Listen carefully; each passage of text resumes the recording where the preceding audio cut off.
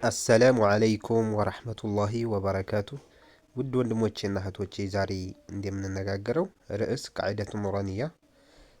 ስለ ቃዒደቱ ኑራንያ እንነጋገራለን። ቁርአንን በትክክል ለማንበብ የሚረዳ ከፍተኛ የሆነ መንገድ እንዲሁም አስተማሪ የሆነ መጽሐፍ ነው ቃዒደቱ ኑራንያ። የመጀመሪያው ቃዒደቱ ኑራንያ ምንድን ነው በሚል ርዕስ እንነጋገራለን ማለት ነው።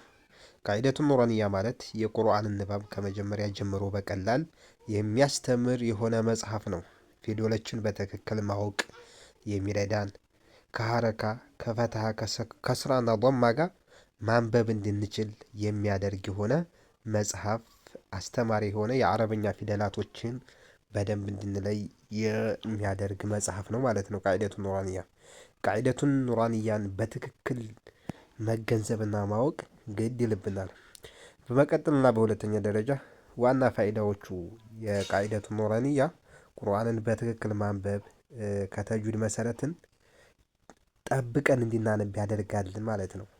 የሁለተኛ ደረጃው ተጅዊድን ጠብቀን እንድንቀራ ትልቅ የሆነ ፋይዳ ይኖረዋል ማለት ነው። እንዲሁም ለልጆች ለጀማሪዎች ቀለል ያለ ነው ተጅዊድንም አያይዞ ለመገንዘብ። እንዲሁም ደግሞ ሁለተኛ ደረጃው ቃዒደቱ ኑራንያ በፍጥነት መማር እንድንችል ያደርጋል።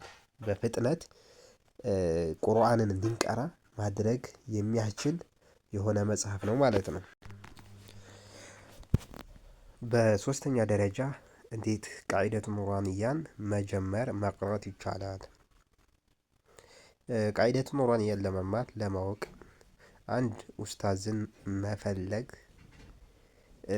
ለህፃናቶች እንዲሁም ደግሞ በአካል ማግኘት ለምትችሉ መስጂዶች ላይ መድረሳዎች ላይ ይሄዱ መቅራት።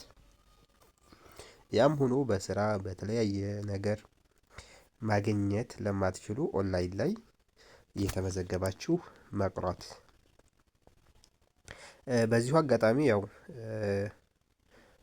አልኢትቃን ፊ ተጅዊድ አልቁርአን ከሚለው ማዕከላችን ገብታችሁ ተመዝግባችሁ ኦንላይን ላላችሁ በያላችሁበት የዓለም ዳርቻ መመዝገብ የምትችሉ መሆኑን አሳስባለሁኝ። ከኮመንት ሴክሽኑ ሊንክ ቁጥር አስቀምጥላችኋለሁ ኢንሻአላህ።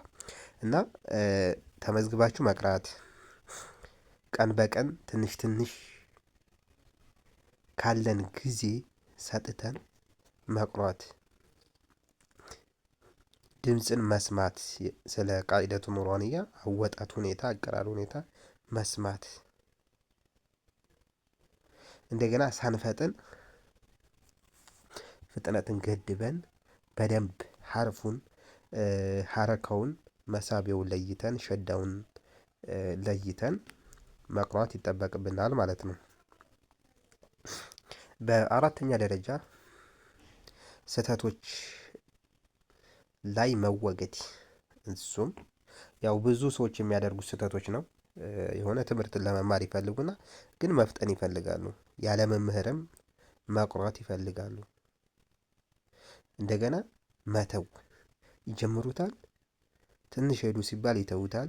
ከዛ ደግሞ አሁንም የሆነ ጊዜ አይ ቀርቼ ነበር እኮ ምናምን ብለው ይጀምራሉ። ከዛ እንደገና ደግሞ ይተውታል። የነዚህን አይነትን ጸባይ ባህሪ መተው አለብን። በቃ መተው ማለት ይሄ አይነት አላስፈላጊ የሆነውን ጸባያችንን ትተን ቀጣይነት ያለውን መቅራት ወስነን መቅራት አለብን ማለት ነው።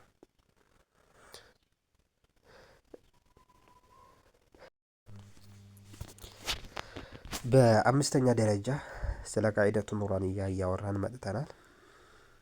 እህትና ወንድሞቼ ቃዒደቱ ኑራንያ የቁርአን መማር ለመቅራት ቁርአንን ትልቅ የሆነ ቁልፍ ነው እያለ ስለ ቃዒደቱ ኑራንያ እያወራን ነበር። አላህ ደግሞ ቁርአንን ቀርተው ከሚያቀሩት ሰዎች እንዳደርገን መለመን አላህን፣ እንዲሁም እኛ ደግሞ መጣር ይጠበቅብናል ማለት ነው። ረሱላችን ሰለላሁ ዐለይሂ ወሰለም ኸይሩኩም መን ተዓለመ አልቁርአን ወዐለመህ ብለዋል። ቁርአንን ተምሮ ያስተማረ ነው ከእናንተ በላጩ ብለውናል።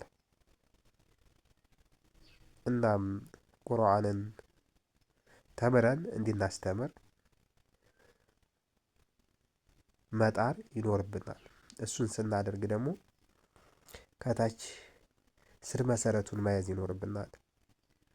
ዛሬ ላይ ስለ ቃዒደቱ ኑራንያ ላወራ የፈለግኩት ቁርአንን ለመቅራት ቃዒደቱ ኑራንያን እያወራንበት መጥተናል፣ በተደጋጋሚ ሁኔታ ማለት ነው። እናም ጥሩ የሆነ ደረጃ እንድንደርስ እኛም ረሱላችን ሰለላሁ ዐለይሂ ወሰለምም ያሉትን እንድናደርግ እንድንሰራ እንትን ማለት ይጠበቅብናል። በመጨረሻም ነስአሉላህ አን ዩዓሊመናል ቁርአን ወአን የጀዐለና ሚን አህሊሂ። ወሰላሙ ዐለይኩም ወረሕመቱላሂ ወበረካቱሁ።